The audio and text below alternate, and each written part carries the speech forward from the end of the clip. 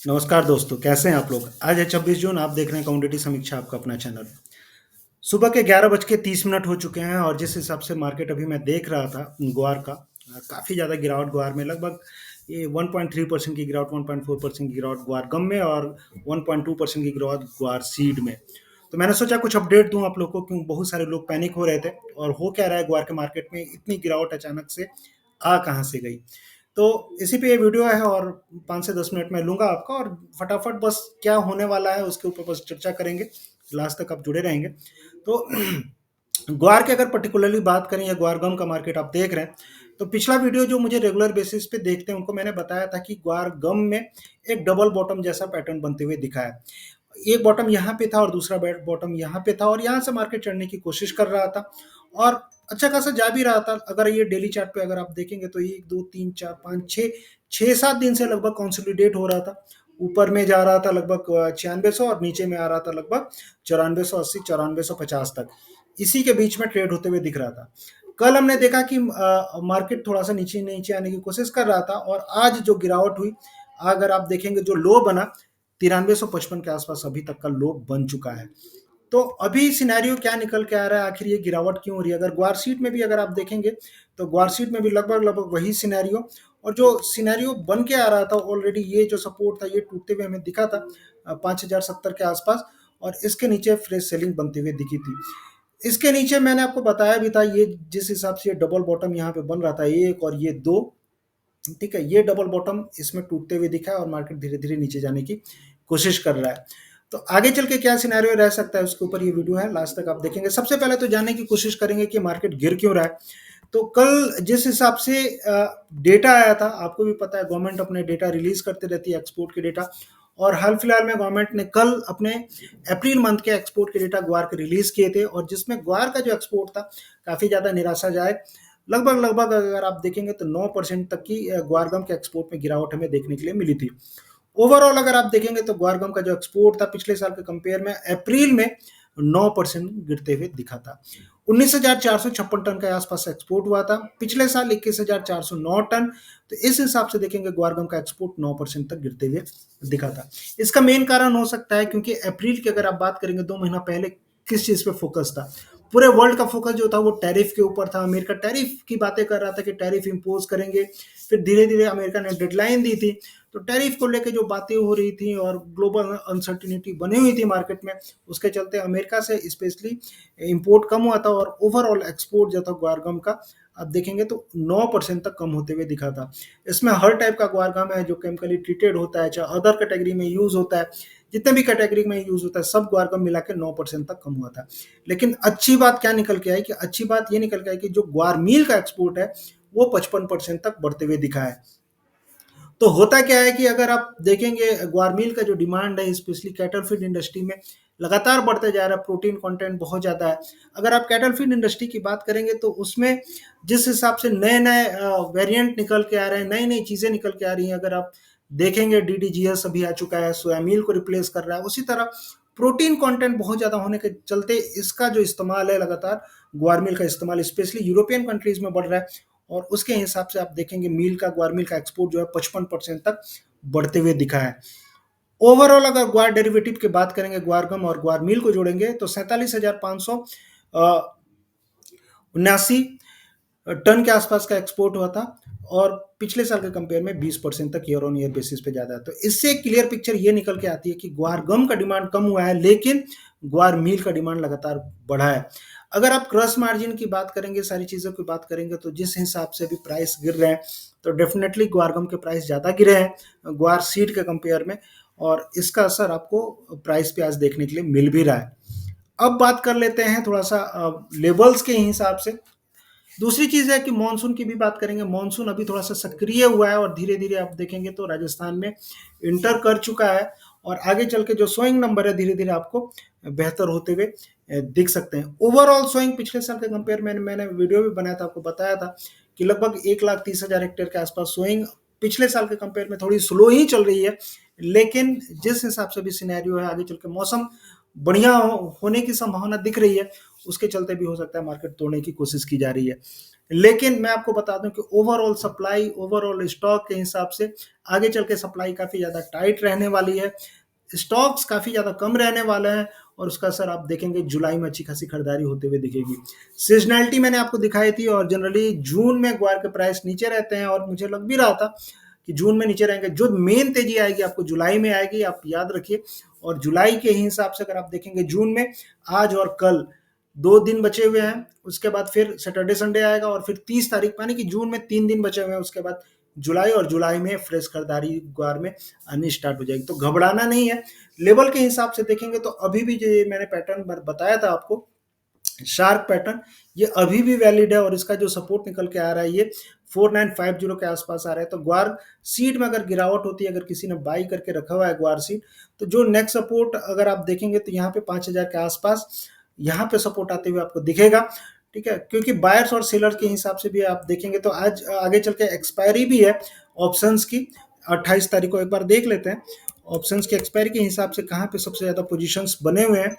और उस हिसाब से अगर आप देखेंगे ऑप्शन चेन में तो सबसे ज़्यादा जो 28 तारीख की एक्सपायरी थी, एक्सपायरी ऑप्शंस कॉन्ट्रैक्ट ग्वार सीड, और ये एक्सपायरी 27 जून, यानी कि कल ही है एक्सपायरी, मैं 28 तारीख बोला था, सॉरी, 27 जून। और इस हिसाब से अगर आप जाएंगे तो सबसे ज़्यादा जो सेलर्स बैठे हुए थे, सबसे ज़्यादा सेलर्स ग्वार सीड में देख लेते हैं, और सबसे ज़्यादा सेलर्स ओपन इंटरेस्ट के हिसाब से 5300 के आसपास बैठे हुए थे, यानी कि मार्केट में अभी भी पोटेंशियल है 5300 तक जाने का। नीचे में जो सपोर्ट दिख रहा है सबसे ज़्यादा जो बायर्स बैठे हैं 4900 के आसपास, और उसके बाद 5000 के आसपास, यानी कि 5000 से लेके 49 के बीच में कहीं भी मार्केट में सपोर्ट आपको आ सकता है, और इसके नीचे मार्केट ग्वार सीड का नहीं खिसकना चाहिए अभी के लिए। ग्वारगम की बात करेंगे तो ग्वारगम में देखेंगे लेवल्स, लेकिन ग्वार सीड में अभी के लिए सपोर्ट 5000 और उसके नीचे जाता है तो 4900, इसके बीच में कहीं भी मार्केट सपोर्ट लेगा। सबसे ज्यादा बायर्स क्योंकि भर भर के बाइंग इन स्तरों पे आपको देखने के लिए मिल सकती है। ग्वारगम में सॉरी ग्वार सीड में ऊपरी स्तरों पे 9300 और उसके बाद 9400 पे अच्छे खासे सेलर्स बैठे हुए हैं, लेकिन जो सबसे ज्यादा सेलर्स बैठे हैं ओपन इंटरेस्ट है वो 5500 के आसपास है। तो 5400, 5500 और 5300, सॉरी मैं 9300 9200 बोल रहा था, माफ करिएगा। तो 5300, 5400 और 5500 के आसपास सबसे ज्यादा सेलर्स बैठे हुए, मैंने पोटेंशियल है कि यहाँ तक मार्केट आपको जाते हुए ग्वार का दिख सकता है।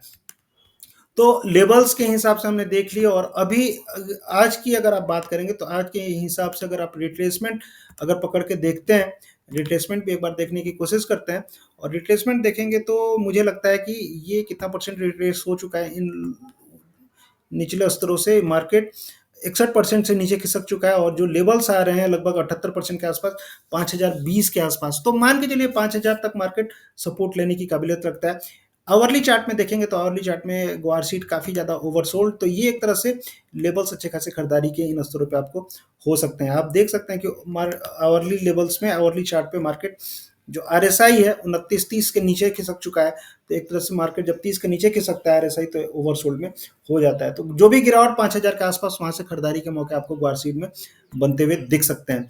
ग्वारगम की अगर आप बात करेंगे तो ग्वारगम में भी मुझे लग रहा है कि आरएसआई के हिसाब से अगर आप जाएंगे तो आरएसआई 2900 के आसपास, और चूंकि ग्वारगम के एक्सपोर्ट के डेटा काफी ज्यादा बेरिश आए थे, उसके चलते ग्वारगम के मार्केट में इतनी ज्यादा गिरावट है।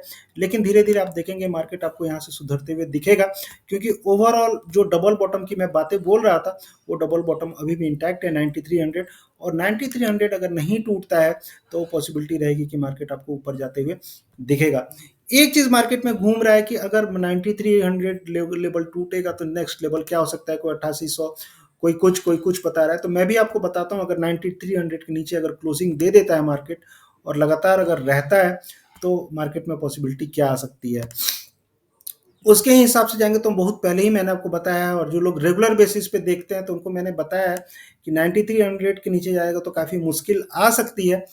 अगर आप रिट्रेसमेंट के हिसाब से अगर आप देखेंगे इस लो को अगर पकड़ के, ठीक है, अगर इस लो को पकड़ के अगर रिट्रेसमेंट देखेंगे तो उस हिसाब से अगर मैं आपके सामने ही करता हूँ, ठीक है, रिसेंट लो, सबसे ज़्यादा लो यहाँ से पकड़ के अगर मान लीजिए इसको पकड़ते हैं और खींचते हैं रिट्रेसमेंट अगर,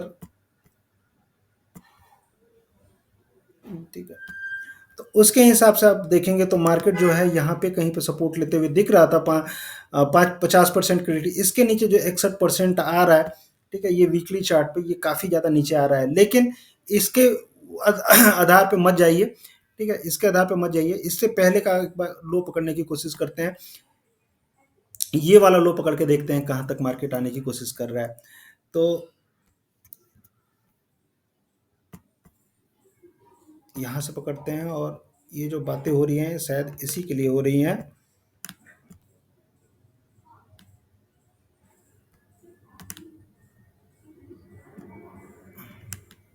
ये देखिए, ये जो लो आ रहा है, ये तो आपका डबल बॉटम वाला था, इस लाइन को हटाते हैं, और इसके नीचे मार्केट सस्टेन कर रहा है, लगातार चल रहा है, तो पॉसिबिलिटी है कि ये मार्केट आपको 8900 के आसपास आने की कोशिश करे।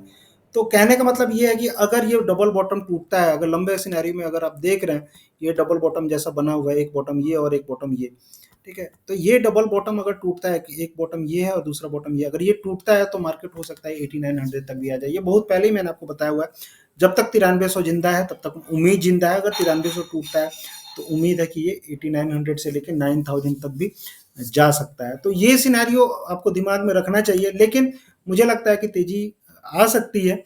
ओवरऑल अगर आप देखेंगे तो जुलाई में सिनेरियो कहीं ना कहीं ग्वारगम के लिए पॉजिटिव रहने वाला है, ग्वारसीट के लिए भी पॉजिटिव रहने वाला है, तो जो भी गिरावट होगी खरीदारी के मौके आपको बनते हुए दिखेंगे। ये तो लंबी अवधि के लिए था, लेकिन आज के लिए जो सपोर्ट बना हुआ है डेली बेसिस पे 9300 का सपोर्ट बना हुआ है, उसके नीचे अगर मार्केट नहीं निकलता है तो पॉसिबिलिटी है कि मार्केट आपको घूम जाए।